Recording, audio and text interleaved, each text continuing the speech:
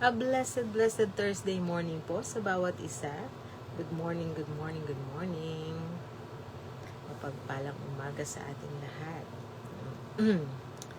Mag-share lang ako ng ating live.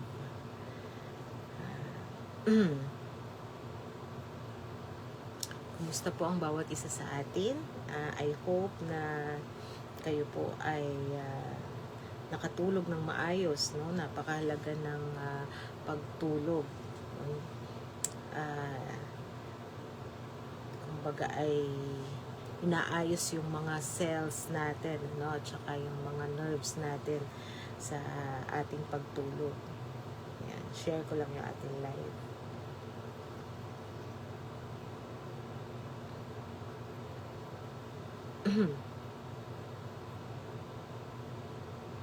Okay.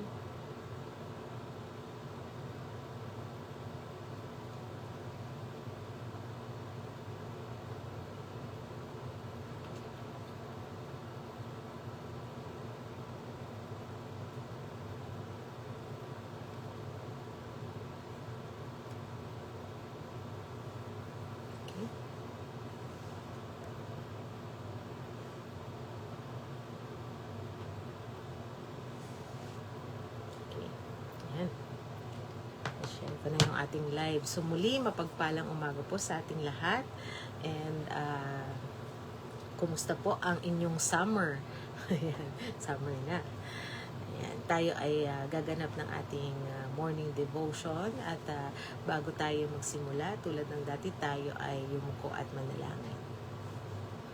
Ama naming Diyos na makapangyarihan sa lahat, maraming salamat po sa napakagandang umaga na ito na kaloob mo sa amin, sa panibagong kalakasan na taglay namin, at sa pagkakataon muli na kami ay mabubusog ng iyong banal na salita. Dinadalangin namin, Panginoon, na patuloy mong linisin ang aming puso't isipan. Tulungan mo kami, Panginoon, na maunawaan namin ang lahat ng mga aral mo sa umagang ito. Gabayan mo po ang iyong lingkod. Tulungan mo po ako, Ama, na maibahagi ko ang iyong mga salita ng tama at may kalinawan, Panginoon. Gayon din, patuloy kong idinadalangin ang iyong paghaplos sa lahat ng mga mahal namin sa buhay na dumaraan sa mga pagkakasakit at mga pagsubok sa buhay. Ikaw po nawa ang patuloy na magpagaling sa bawat isa at magkaloob ng kalakasan at katagumpayan, Panginoon, sa mga pagsubok na ito. Patuloy kong hinihiling, Panginoon, na ang bawat isa sa amin na gumaganap nitong morning devotion, Panginoon, ay patuloy mong palaguin sa aming pananampalataya. At tulungan mo, Panginoon, na maibahagi namin ang iyong mga salita sa lahat ng taong nakakasalamuha namin. Gawin mo po nawa kami, Panginoong, malinis at katanggap-tanggap sa iyong harapan palagi. At muli ang lahat ng ito'y dalangin namin sa matamis na pangalan ni Jesus. Amen. Amen. A blessed morning po ulit, no, sa ating lahat. At nandito tayo ngayon sa day 12. Ayan.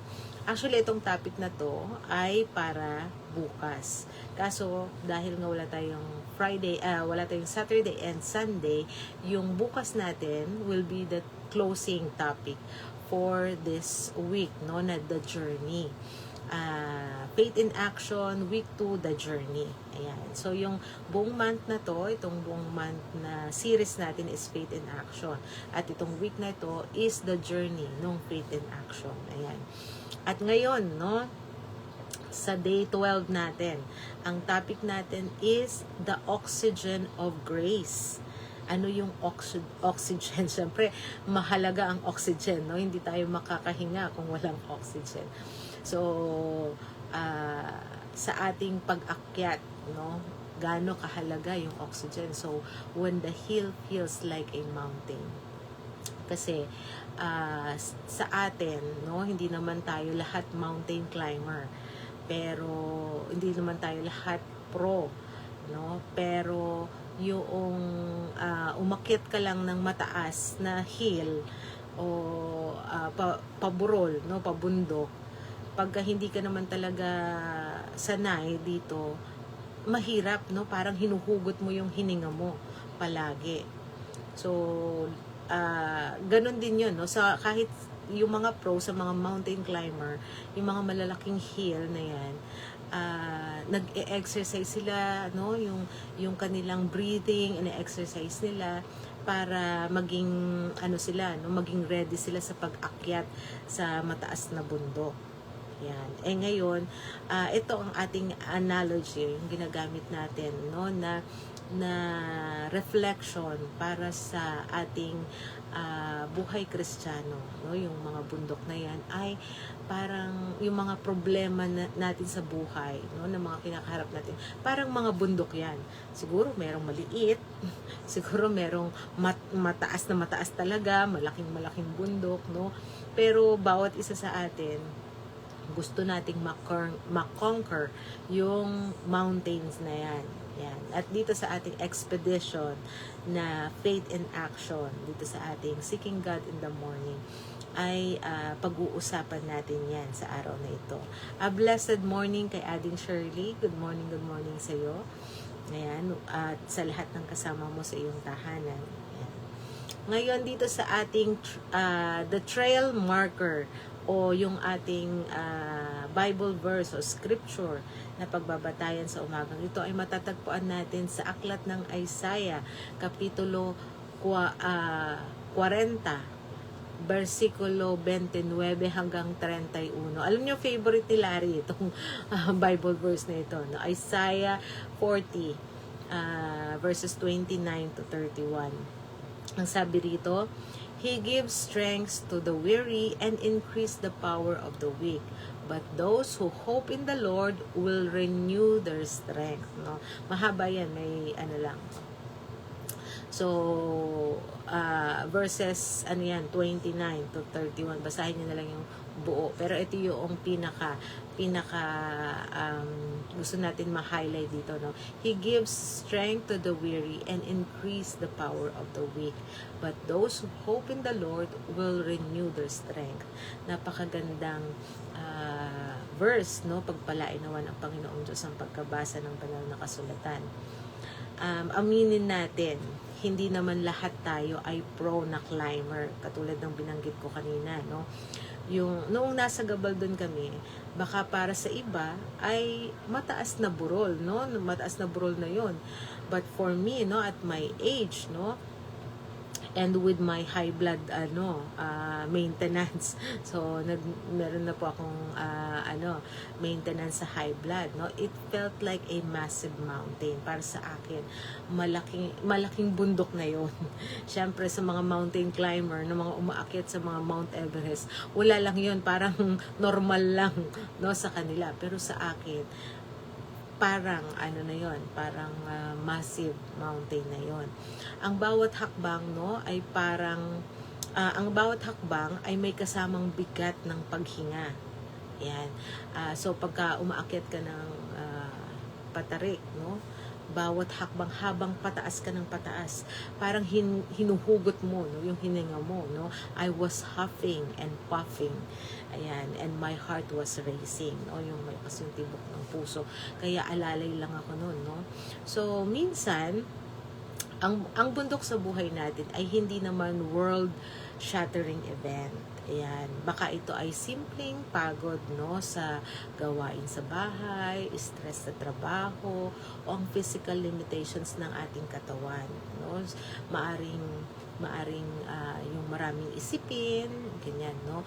But here is the beauty of faith in action. Ang great guide, no, ay hindi lang para sa mga malakas, no, hindi lang para sa mga pro climber, no. Siya ay para sa mga hinihingal, no, katulad ko. Yun, mahingalin. Ang ating Panginoong Diyos, alam niya lahat, no. Alam niya ang katayuan ng bawat isa at ang mga kinahaharap natin na mountain sa ating buhay. When the hill feels too high for our current strength, no, that is where the oxygen of grace comes in. Hindi natin kailangang mahiya kung kailangan nating huminto at huminga, no. God knows our frame. He knows our maintenance. Alam ni Lord yan. He knows our age, no. And He promises that when we hope in Him, or our hope, no? When we put our hope in Him, He will renew our strength. Hindi natin kailangan maging superhuman. Kailangan lang natin maging dependent sa ating Panginoon. Yan. So, napakagandang reminder ito para sa atin. Ano man yung kinahaharap natin sa ating buhay, tandaan natin, ang ating Panginoong Diyos, kilala niya tayo. Pwede tayong huminto pangsamantala, no? At sumandal sa ating Panginoong Diyos, no? Magpahinga for a while, no? And then, pag nare-regain na natin ulit yung strength natin, no? Hinga ulit tayo. Ang Panginoong Diyos po-provide siya sa atin nitong oxygen of grace, no?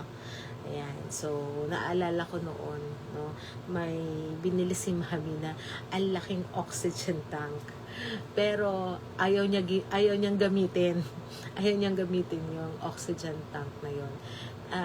Pagka parang feeling niya nahirapan siyang huminga, ginagawa niya, lumalabas siya.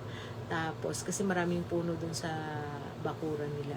And nag-inhale, exhale siya, no? And sa totoo lang, hanggang doon sa dulo, no, ng kanyang buhay, hindi niya talaga nagamit yung oxygen tank na yon. Pero, no, ayaw niya yun ipamigay kasi binili yun ni Ading John, no, para sa kanya. Kumbaga, nagre-remind yun sa kanya kung gaano siya kamahal ng kanyang mga anak. Kaya, andun yun lang yung oxygen tank na yun nung time na may sakit si Mami. Pero, umaasa siya sa oxygen of grace ng ating Panginoong Diyos. And praise God, no, hanggang sa dulo, ang Panginoong Diyos ay nagbigay sa kanya, no, ng kailangan niya, lahat ng kailangan niya. And sa atin, no, sa atin na medyo bata-bata pa, wag tayong matakot na i-challenge natin yung ating sarili sa pag-akyat kasi kasama natin ang ating great guide. Yung sinasabi kong pag-akyat is yung pagharap natin, no, sa mga problema sa buhay. Huwag tayong matakot, no, na harapin natin yung mga problema sa buhay dahil kung nagkukulang man tayo ng anumang bagay, no, na nagkukulang tayo, andyan ang ating Panginoong Diyos para i-provide niya lahat ng pangangailangan natin. So, the easy to understand, no, walk with me breakdown. Ayan. The hingal is holy. Ayan. The hingal is holy, no? Napakagandang isipin natin na kung tayo ay hinihingal, no, ang pagkakapos ng hininga, no, ay paalala na tao lang tayo. It is an invitation to let God's Spirit be the wind beneath our wings. Diba? Napakaganda. Pace, no? Not race. Tandaan natin. In my climb, no? I had to find my rhythm. Huwag kang makipag-unahan sa iba, no? Ang mahalaga ay yung iyong consistency sa pagkapit sa guide. Yun yung mahalaga. Kung nakikita man natin yung iba, umaakyat ng mabilis, no? Na-overcome nila yung mga suliranin nila ng parang ang dali lang. Huwag tayong huwag tayong maapektuhan, no, sa kanila. Ayan. So, tandaan natin, meron perfect timing sa Lord para sa atin. Kaya lang tayo, let's just be consistent, no, doon sa ating paglapit sa ating Panginoong Diyos, sa ating paglakad kasama siya. Grace for the body. Yan ang kanyang habag, no, para sa atin, no. God cares about our physical health as much as our spiritual health. His grace, no, covers even the limitation of our medicine and our years. Yan. So, tandaan nyo, yung edad ko, hindi naman ako climber talaga. At madalas sa bahay lang din naman ako. Dito lang ako, no. Pero nung nakaharap ko yung bundok ng Gabaldon, para sa akin, it's a big challenge na dahil hindi naman ako climber. Pero yun nga, no, plus meron pa ako yung age ko, no, at saka nagme-maintenance pa ako, no, so parang andun talaga dumating sa akin yung takot. Pero once na naisip mo na hindi ka nag-iisa sa paglakad, no, at alam mo na ang Panginoong Diyos na kasama mo, He cares for you, no, at alam niya yung kalagayan mo, no, at kung nagki-care siya sa yung physical health, mas lalo't higit sa spiritual health natin, no. So His grace covers even the limitation of our of everything na kinakaharap natin, no, sa ating buhay, o everything na limitation natin, no, yung kahinaan natin. Ayan. And reflection, no, the heart-to-heart reflection for today. Itong question. Nahihiya ka ba minsan dahil feeling mo maliit lang ang problema mo, pero bakit hirap na hirap ka na? Yan. Yun yung ano natin ngayon, pag-reflect natin. Parang minsan feeling natin, nahihiya tayo, no? Kasi parang yung iba, ang lalaki talaga ng problema, tapos parang maliit lang yung feeling natin, hindi naman ganun kalaki yung problema natin, pero nahihirapan na tayo. Katulad nung nakaraan, no? Kasi sumasakit yung paa ko, yung daliri ko sa paa, kasi sa tingin ko sa ingrown yun kasi yung kuko ko pumapasok sa loob, gumaganyan. Tapos so iniingatan ko to na wag mabangga. Tapos nandito ako sa kwarto, naglakad ako, tapos nabangga ko yung paa ko, sobrang sakit. Ngayon, alam mo yung parang nahihiya akong dumaing kasi nga ano lang siya, kumbaga naibangga ko lang siya, pero masakit talaga siya. Alam mo yung iniyak ko siya ng very very quiet, no, kasi nga nahiya akong magsabi na nabangga ko yung paa ko parang ganon. Minsan may ganun tayo, no, baka hindi lang ganun kaliit, no, pero parang feeling natin wala namang makakaunawa sa akin dahil kumbaga sasabihin lang nila na ano naman yan, ganyan lang naman yung problema mo, ninunguto-nguto mo na, parang iniiyak-iyak mo na.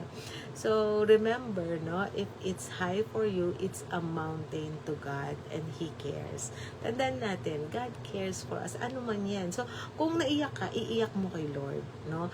Kung nasaktan ka and feeling mo hindi nauunawaan ng iba, si Lord nauunawaan niya yung nararamdaman mo. Yan, yun ang kagandahan when we walk, no, with our great guide, no. So how can you honor, no, your limitations today while still trusting the great guide to pull you through? Yan. How can you honor your limitations today? So be thankful, no, sa akin, no. I want to be thankful to God, no, kahit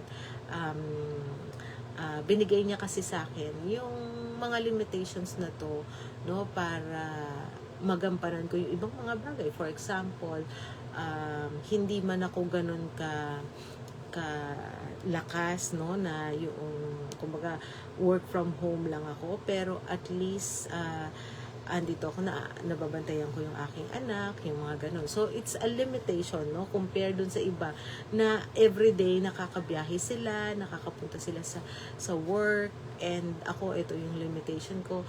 But I'm thankful, no, kasi binibigyan pa rin ako ni Lord ng chance na magawa ko yung mga gawain na dapat kong gampanan, like being present, no, with my daughter. Yan. So be thankful, hanapin natin, no, yung purpose, no, kung bakit ganito yung ating situation.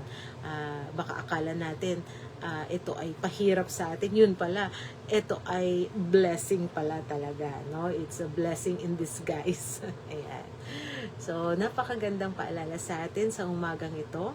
Muli mapagpalang umaga sa ating lahat, sa aking anak, at may isa pa tayong kasama, si Sister Claudette. A blessed morning sa iyo, pangkin. Ayan, sa aking pamangkin Claudette. Ayan. So bago tayo magtapos, tayo po ay yumuko at manalangin. Ama naming Diyos na makapangyarihan sa lahat, maraming salamat po, Ama, sa iyong mga salita na aming narinig sa umagang ito. Thank you, Lord, sa mga limitations namin, na alam namin, Panginoon, na ito ay narito hindi para limitahan kami sa aming pwedeng magawa, kundi para patuloy kaming kumapit sa iyo at patuloy kang kumilos sa aming buhay at patuloy naming makita na ikaw ang siyang may kakayahan na mag-angat sa amin, magdala sa amin, Panginoon, sa katagumpayan. Tulungan mo, Panginoon, na kung kami man ay may mga kakapusan o mga limitations, tulungan mo na lagi naming makita na ikaw ang nagpo-provide, Panginoon, para mapunuan ang lahat ng mga kakulangan na meron kami. Thank you, Lord, sa iyong pag-ibig, sa iyong mercy, sa iyong grace. And tulungan mo na lagi po nawa kaming maging karapat-dapat sa napakadami mo pong biyaya at pagpapala sa amin.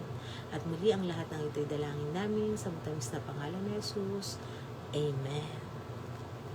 Amen. A blessed morning po ulit sa bawat isa. And see you tomorrow sa closing nitong ating week 2 na topic dito sa ating series na Faith in Action. To God be all the glory. Take care and God bless.